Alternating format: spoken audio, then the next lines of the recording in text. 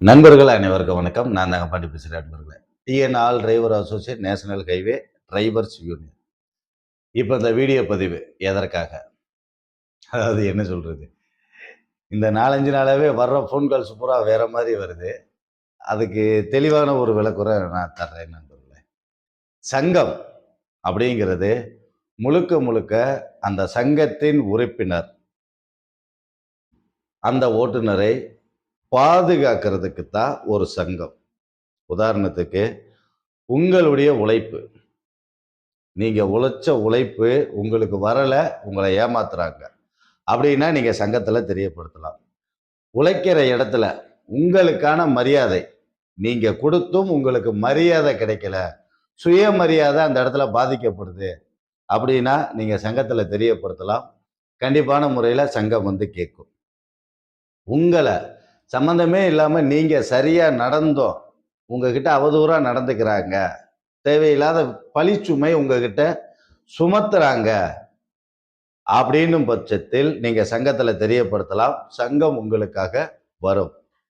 உங்களுக்கு உதவி தேவைப்படுது, அது எங்கேயா இருந்தாலும் சரி, ஒரு பிரேக் டவுனா இருக்கட்டும், வேறு சில உதவிகள், வாகனத்துல இருக்கும்போது எனக்கு உதவி தேவைப்படுது அப்படின்னால் கண்டிப்பான முறையில நீங்க உதவி கேட்கலாம். வாகனத்துல இருக்கும்போது உங்க வீட்டுல நீங்க உங்க மனைவி குழந்தைங்க மட்டும் தான் இருக்கீங்க, சொந்த பந்தம் இல்லை, ஏன்னா இது நடந்த சம்பவம். அப்ப வீட்டுல இருக்கிறவங்க உடம்புக்கு முடியல, ஆஸ்பத்திரிக்கு கூட்டு போகணும், யாரும் இல்ல அப்படின்ற நிலைமை வருதா, நீங்க சங்கத்துல தெரியப்படுத்தலாம். கூட அந்த பிள்ளைக்கு ஒரு சகோதரனா இருந்து கூட கூட்டு போய் மருத்துவமனையில அந்த ட்ரீட்மெண்ட்டை பார்த்து கொண்டு வந்து வீட்டுல விடுவோம்.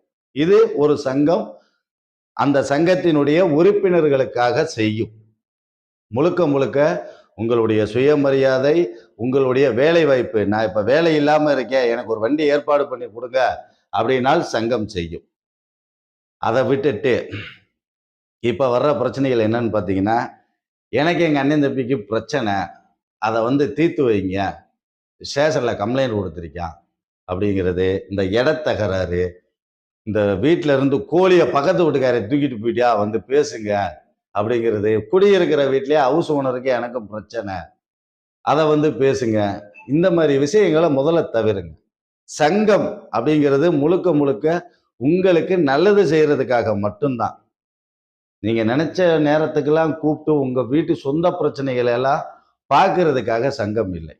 அதை நண்பர்கள் முதல்ல தெளிவா புரிஞ்சுக்கிறணும். சங்கத்தை உங்களுடைய தேவைக்கு, உங்களால முடியல, உங்களுக்கு ஒரு பிரச்சனை அப்படிங்கும் போது வேலை வெட்டியை விட்டுட்டு உங்களுக்காக வந்து நிக்கிற நபர்கள் சங்கம். அதை மைண்ட்ல வச்சு கண்டிப்பான முறையில உதவி கேளுங்க. உங்களுக்கு எந்த இடத்துலையும் எப்பவும் உதவி செய்ய நாங்க தயாரா இருப்போம். நன்றி நண்பர்களே.